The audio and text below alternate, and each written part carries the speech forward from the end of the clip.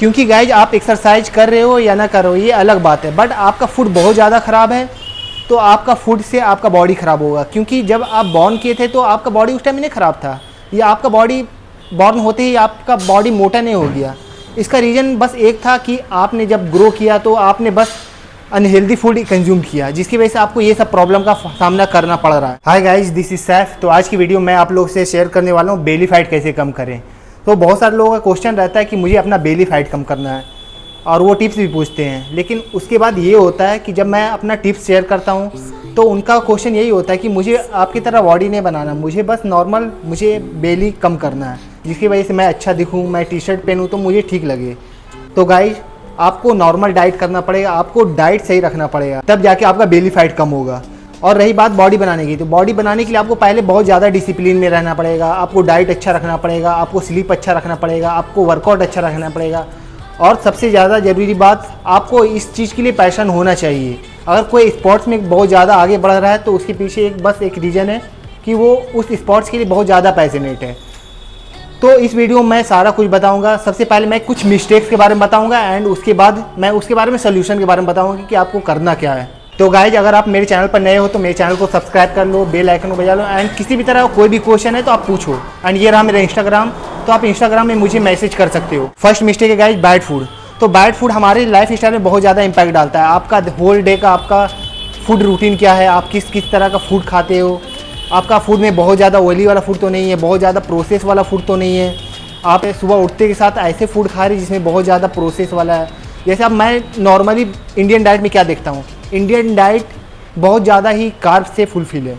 अगर आप कहीं भी देखो तो सब जगह आपको कार्ब मिलेगा, चाहे आप किचन में देखो, चाहे आप अपना फ्रिज खोल के देखो तो उसमें सिर्फ कार्ब ही कार्ब रहेगा, जिसकी वजह से क्या होता है वो आपको फैट बनाता है। एंड मॉर्निंग डाइट में मैं ज़्यादातर हमेशा देखा, क्योंकि मैं भी लॉन्ग टाइम से इंडियन डाइट फॉलो करते आ रहा था, तो सुबह में मेरे घर में भी क्या बनता था, परोठे बनता है, उसके साथ घी रहता है। तो ये फूड बहुत ज़्यादा नुकसान करता है, यही फूड आपको मोटे बनाता है। एंड वो फूड में प्रोटीन का बहुत ज़्यादा कमी रहता है, उसमें प्रोटीन आपको मिलेगा ही नहीं, उसमें सिर्फ कार्ब ही कार्ब रहेगा। और सबसे ज़्यादा आदत क्या ख़राब होता है कि मैं बचपन में देखता था ये कि सुबह उठते के साथ ही बहुत सारे बच्चे लोग भी जलेबी पूरी, तो इसमें क्या होता है, जलेबी में बहुत ज़्यादा शुगर है, बहुत ज़्यादा, एंड पूरी में भी ऑयली, इसमें आपको कोई न्यूट्रिशन ही नहीं मिल रहा है।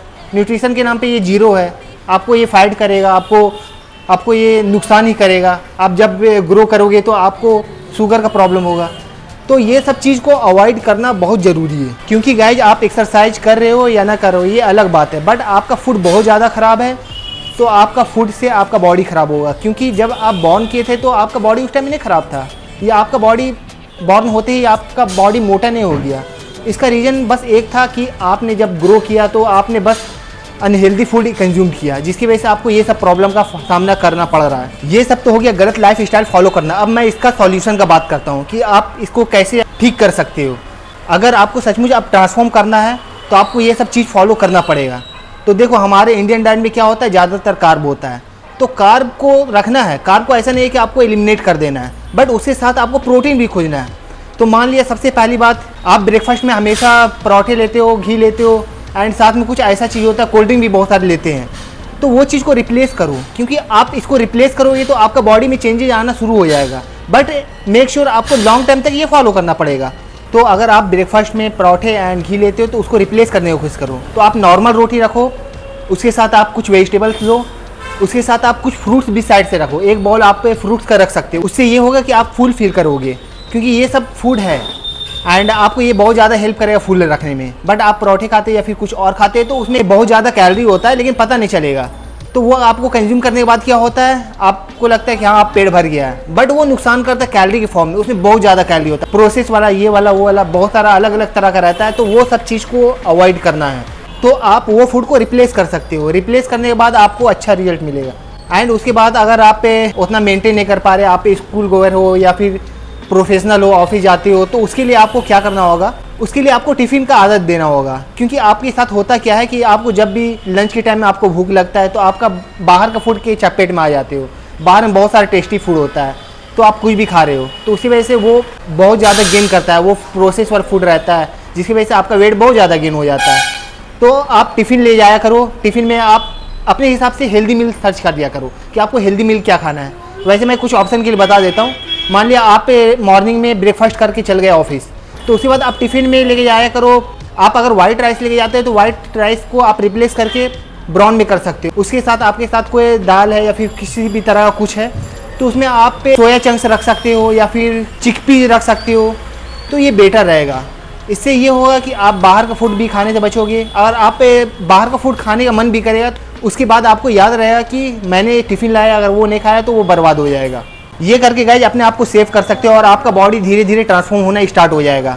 क्योंकि आप अगर लॉन्ग टाइम तक ये करोगे तो फिर चेंजेज आना शुरू हो जाएगा। और अगर आपको एक्सरसाइज करना है तो आप हल्का फुल्का वॉक करो, क्योंकि मुझे पता है कि आपका वेट बहुत ज़्यादा बढ़ा हुआ है। तो उसके लिए आपको डायरेक्ट दौड़ना शुरू नहीं कर देना है, क्योंकि वो इम्पैक्ट करेगा, आपका नी पे इम्पैक्ट करेगा, क्योंकि आपका वेट बहुत ज़्यादा होगा। तो ये चीज़ को आप धीरे धीरे फॉलो करो जब आपका बॉडी ट्रांसफॉर्म होगा, क्योंकि डाइट से ही बहुत सारा चीज़ आप में चेंज जाएगा। क्योंकि आपने डायरेक्ट स्विच कर दिया अनहेल्दी फूड से हेल्दी फूड पे, तो आपका वेट जब चेंज होगा तो फिर आप जिम भी ज्वाइन कर सकते हो एंड उसके बाद आप हल्का फुल्का रन भी कर सकते हो, जिसके बाद आपका बहुत ज़्यादा फैट लॉस होगा। सेकेंड मिस्टेक है गाइस फूड का गैप देना। तो ये मैंने बहुत ज़्यादा ही नॉर्मल देखा है कि चाहे स्कूल के स्टूडेंट हो, ऑफिस जाने वाले हो या फिर जिनका दुकान है, तो वो मॉर्निंग में 10 बजे ब्रेकफास्ट लेते हैं एंड उसके बाद उनका जो लंच का टाइम रहता है वो 5 बजे रहता है, जिसकी वजह से ये इफेक्ट क्या करता है कि आप बहुत लेट से खा रहे हो, अब बीच में आप बहुत ज़्यादा चाय पी रहे हो या अनहेल्दी चीज़ खा रहे हो। मैंने देखा है कि लोग बहुत सारे लिक्विड कंज्यूम करते हैं चाय के फॉर्म में, तो बहुत ज़्यादा लिक्विड होता है, इसके वजह से क्या होता है स्टमक आउट होता है। तो वो चीज़ को आपको अवॉइड करना है। तो आप गैप रखो, लेकिन 3 घंटा 3.5 घंटा इनफ है। इससे आपका ये नहीं होगा कि आपका स्टमक नहीं बढ़ेगा। एंड उसके बाद एक और प्रॉब्लम आता है कि लोग का जब स्टमक बढ़ता है तो वो लोग बोलते हैं कि आपको खाली पेट रहना होगा, क्योंकि आप दिन भर खा रहे हो तो इसकी वजह से पेट बढ़ रहा है। बट ये रीज़न बिल्कुल भी नहीं है। इसकी वजह से आपका बस आप एक बार में जो कैलोरी इनटेक ले रहे हो, आप 10 घंटा 8 घंटा के लिए भूखे हो और उसके बाद डायरेक्ट आप फूड कंज्यूम कर रहे हो, तो उसमें आपका ये होता है कि आप जो पहले जो आप डिस्ट्रीब्यूट करके खाते हो उससे भी ज़्यादा आप बहुत ज़्यादा खा रहे हो, तो ये आपका कैलोरी बहुत ज़्यादा ओवर प्लस हो जा रहा है। तो ये चीज़ को आपको अवॉइड करना है। एंड इसकी वजह से और इम्पैक्ट कर रहा है कि आप दिन भर कुछ नहीं खा रहे हो, आपका न्यूट्रिशन जा रहा है, आपका जो विटामिन मिलता है, मिनरल्स मिलता है, वो कुछ नहीं मिल रहा है और इसकी वजह से आपका मसल नहीं बन पाता है। तो मसल नहीं बनने के कारण ये होता है कि आप कमज़ोर होते जाते हो। जैसे आप एजिंग करते हो तो आपका क्या घटता है, मसल घटता है। तो मसल ही आपका अभी घट रहा है, तो आप यंग हो तो उस टाइम में ही आपको नुकसान कर रहा है। तो ये चीज़ को आपको अवॉइड करना बहुत ज़रूरी है। इसकी वजह से आपका असर पड़ता है मेटाबॉलिज्म में, तो वो चीज़ को आपको अवॉइड करना। आप फोकस करो कि मैं हर 3-3 घंटे पे खाऊं और थोड़ा सा भी खाऊं, तो वो ज़्यादा बेटर रहेगा। अगर आपको खाने का मन नहीं है, ज़्यादा बड़ा मील खाने का मन नहीं है, तो आप एक बाउल आप फ्रूट्स का ले सकते हो, उसमें 3-4 तरह का फ्रूट्स आप ऐड कर सकते हो एंड उसको आप कंज्यूम कर सकते हो। तो ये बेटर ऑप्शन है गाइस। आप फूड गैप करोगे या फिर आप मॉर्निंग में खाओगे उसके बाद आप डायरेक्ट रात को खाओगे, तो ये आपको नुकसान करने वाला है। इसमें आपका मसल भी आएगा, आपका मेटाबॉलिज्म भी आएगा, आपके अंदर बहुत ज़्यादा कमजोरी भी आएगी एंड आप अपना काम पे फोकस भी नहीं कर पाओगे। सो प्लीज़ आप इस गलती को अवॉइड करो। थर्ड मिस्टेक है गाइस वाटर का क्वांटिटी सही नहीं रखना। तो मैं अभी बहुत सारे लोगों को देखता हूँ कि वो वाटर क्वांटिटी सही नहीं रखते, जिसकी वजह से क्या होता है डिहाइड्रेशन का प्रॉब्लम, एक्ने का प्रॉब्लम, स्टमक का प्रॉब्लम एंड डाइजेशन का प्रॉब्लम एंड उसके बाद किडनी स्टोन का प्रॉब्लम। मैंने बहुत सारे लोगों को देखा है कि वो सिर्फ 17-18 साल के हैं एंड उनको प्रॉब्लम हो रहा है स्टोन का, 8 mm स्टोन, 9 mm स्टोन। तो ये बहुत ज़्यादा प्रॉब्लम क्रिएट करता है। अगर आप पे वर्कआउट कर रहे हो तो फिर तो आपको क्वांटिटी और बढ़ाना पड़ेगा। अगर आप वर्कआउट नहीं करते एंड आपका लाइफ स्टाइल बहुत ही ज़्यादा नॉर्मल है तो आपको कम से कम 3.5 लीटर पानी रखना पड़ेगा। एंड अगर आप वर्कआउट करते हो और आप बहुत ज़्यादा एक्टिव हो, आपका वर्कआउट अच्छा खासा रहता है, आप कार्डियो करते हो, आपका डाइट है, सप्लीमेंट है, तो उसके लिए आपको कम से कम 6 लीटर 5.5 लीटर आपको पानी रखना पड़ेगा, क्योंकि पानी से सब कुछ होता है। अगर आप पानी सही नहीं पियोगे तो आपका एक्ने आना स्टार्ट हो जाएगा, किडनी में स्टोन बनना स्टार्ट हो जाएगा, डिहाइड्रेशन का प्रॉब्लम हो जाएगा, डाइजेशन का प्रॉब्लम हो जाएगा। तो ये सब चीज़ के लिए रोल प्ले करता है वाटर। आपका वाटर बहुत सही होना चाहिए, तब आप जाके आप अपना फंक्शन कर पाओगे। एंड अगर आप वर्कआउट कर रहे हो, सप्लीमेंट ले रहे हो, क्रिएटिन ले रहे हो, तो उसमें आपको वाटर क्वांटिटी ज़्यादा रखना पड़ेगा। आप कम से कम कोशिश करो कि मैं 5 लीटर रखूँ। आप नॉर्मली 4 लीटर पीते हो तो 1 लीटर और बढ़ा दो। एंड बहुत सारे लोग का ये क्वेश्चन रहता है कि मैं वाटर बहुत ज़्यादा पीता हूँ तो उसकी वजह से ये मेरे लिए भी बहुत ज़्यादा नॉर्मल है। मेरा डाइट बहुत ज़्यादा हार्ड है, मेरा ट्रेनिंग बहुत ज़्यादा हार्ड है, कार्डियो भी करता हूँ, सप्लीमेंट भी बहुत ज़्यादा है, तो ये प्रॉब्लम का फेस करना पड़ता है। बट ये यार नॉर्मल है। अगर मैं वाटर क्वांटिटी सही नहीं रखूँगा तो फिर मुझे बाकी चीज़ें प्रॉब्लम होगा। ये जाना नेचुरल है। बहुत सारे लोग बोलते हैं कि तुम्हें बहुत ज़्यादा रन करते हो, बट ओके, कोई दिक्कत नहीं है, ये कोई प्रॉब्लम नहीं है। मैं ये अपना लाइफ स्टाइल फॉलो कर रहा हूँ तो उसकी वजह से ये उतना मैनेज करना पड़ता है एंड मुझे इससे कोई दिक्कत नहीं है, मैं फॉलो करता रहूँगा। सो ये वीडियो था गाइज, अगर आप ये सब चीज़ को फॉलो करते हो तो आपका बेली फैट का प्रॉब्लम ख़त्म हो जाएगा। थोड़ा टाइम लगेगा, 3 महीना 4 महीना, बाकी ये आपका डिसिप्लिन पे मैटर करता है कि आप कितना डिसिप्लिन हो ये चीज़ के लिए।